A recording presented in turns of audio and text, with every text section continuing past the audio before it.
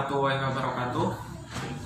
Bismillahirrahmanirrahim. Alhamdulillahirabbil alamin. Wa bihi nasta'inu ala umurid dunya waddin. Wassalatu wassalamu ala asrofil anbiya'i wal mursalin ala sayyidina Muhammadin wa ala alihi wa sahbihi ajmain. La haula wa la quwata illa billahil aliyyil azim. Amma ba'd. Pertama-tama marilah kita panjatkan puji syukur atas kehadirat Allah Subhanahu wa taala. Karena atas berkat rahmat dan karunia-Nya, kita masih diberi kesehatan sampai sekarang ini. Sholawat serta salam tak lupa kita panjatkan dan curahkan kepada baginda agung Muhammad Sallallahu Alaihi Wasallam yang telah mengantarkan kita dari peradaban jahiliyah menuju peradaban yang modern dengan kemajuan teknologi dan ilmu pengetahuan seperti yang kita rasakan saat ini. Semoga kita termasuk sebagai umat yang diakuinya yang akan mendapatkan syafaatnya kelak. Amin ya rabbal alamin. Terima kasih kepada Bapak Dr. Kiai Haji Imam Hanafi MAG sebagai dosen pengampu mata kuliah ilmu kalam yang sudah memberikan ilmu dan pengalamannya serta sudah bersabar dan tulus dalam membimbing kita semua selama 1 semester ini. Semoga apa yang diberikan menjadi suatu amal ibadah tersendiri bagi beliau. Amin ya rabbal alamin. Perkenalkan, nama saya Nur Maulana, NIM 34201111, mahasiswa komunikasi dan penyiaran Islam IAIN Pekalongan, kelas ilmu kalam. Baik, dalam penyusunan mini riset ini, saya meminta saran kepada dosen pembimbing apabila terdapat kesalahan supaya menjadi lebih baik lagi dalam penyusunan penelitian tersebut buat kedepannya. Mohon maaf apabila penelitian tersebut banyak terjadi kesalahan karena saya merupakan manusia biasa yang merupakan tempatnya salah dan dosa. Judul dari mini riset kali ini adalah Moderatisme Beragama di Kalangan Generasi Milenial. Semoga mini riset ini dapat bermanfaat bagi kehidupan kita di dunia maupun di akhirat kelak. Amin ya rabbal alamin.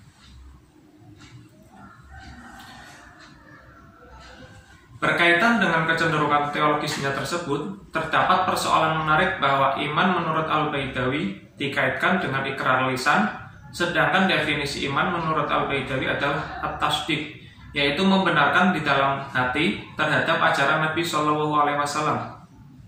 Akan tetapi, karena makna ikrar dalam konsepsi imannya adalah konteks diperbandingkan dengan at-tasdiq, bukan dengan amal, maka memunculkan pemahaman yang lain bahwa ia justru tidak sejalan dengan Asy'ariyah dan definisinya sendiri dalam konteks ini. Atau memang ada pemikiran Al-Baidawi yang mandiri dan berbeda dengan pendahulunya. Di bidang teologi atau ikrar dianggap sebagai definisi tambahan secara implisit sehingga sama dengan batasan iman menurut Al-Baidawi yang beraliran Maturidiyah Bukhara. Artinya, meskipun kecenderungan yang beredar adalah ia Asy'ariyah, bahkan pembelanya, tetapi karena hal tersebut diperlakukan penelusuran lebih mendalam mengenai konsistensi berpikirnya. Dalam penafsirannya tentang iman yang merupakan tema sentral dalam agama Islam, adapun secara terminologi, iman yang disepakati Ahlus Sunnah adalah meyakini dengan hati, mengucapkan dengan lisan, dan mengamalkan dengan seluruh anggota badan. Dengan demikian, konsep iman dalam pandangan Ahlus Sunnah wal Jamaah adalah i'tiqad, keyakinan di hati, qaul ucapan, dan amal perbuatan. Baik, kegiatan mini riset ini saya laksanakan pada tanggal 28 sampai dengan 29 Juni 2021 dengan menggunakan sistem Google Form yang berisi pertanyaan-pertanyaan. Selanjutnya, narasumber diminta mengisi pertanyaan tersebut. Narasumber diambil dari generasi milenial. Metode yang digunakan berupa usaha kreatif dan inovatif terhadap suatu masalah. Materinya yaitu mengambil tema moderatisme beragama di kalangan generasi milenial. Berdasarkan hasil penelitian, diperoleh data responden penelitian berjumlah 16 orang, yaitu 5 orang laki-laki dan 11 orang perempuan, di mana usia responden yang merupakan generasi milenial berkisar usia antara 18 sampai 23 tahun. 16 responden semua adalah mahasiswa. Hal ini menunjukkan bahwa responden adalah generasi milenial produktif di mana mereka kebanyakan pernah mengalami suatu modalitas beragama. Baik, saya mulai dari pertanyaan mini riset yang pertama. 1. Seberapa pentingnya iman bagi kehidupan generasi milenial? Berdasarkan mini riset yang saya lakukan di atas terkait pertanyaan seberapa pentingnya iman bagi kehidupan generasi milenial, mereka semua menjawab iman itu sangat penting. Dikarenakan hidup zaman sekarang tanpa didasar iman, maka bisa jadi hidup kita gampang dipengaruhi oleh aliran dan kepercayaan lain. Dan juga tanpa adanya iman tidak akan terarah dan memiliki pegangan atau pedoman hidup. Pertanyaan yang kedua, apakah kenal akidah Ahlus Sunnah wal Jamaah? Apa hakikatnya dan dari mana respon terhadap aswaja? Berdasarkan mini riset yang saya lakukan, sebagian besar responden kenal dengan akidah Ahlus Sunnah wal Jamaah tersebut. Dan respon dari Ahlus Sunnah wal Jamaah adalah orang-orang yang berpegang teguh dengan sunnah Nabi SAW dan sunnah para sahabatnya dan juga orang-orang yang mengikuti mereka dan menempuh jalan mereka dalam berkeyakinan, berucap, dan mengerjakan amalan. Demikian pula orang-orang yang konsisten di atas jalur ittiba atau mengikuti sunnah dan menjauhi jalur ibtida, mereka bid'ah.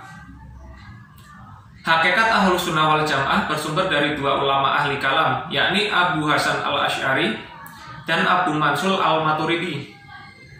Baik, untuk pertanyaan yang ketiga, iman itu pasrah atau jabariyah, atau harus aktif, usaha sendiri atau qadariyah, atau ikhtiar dan doa berkeseimbangan, moderat atau ahlus sunnah?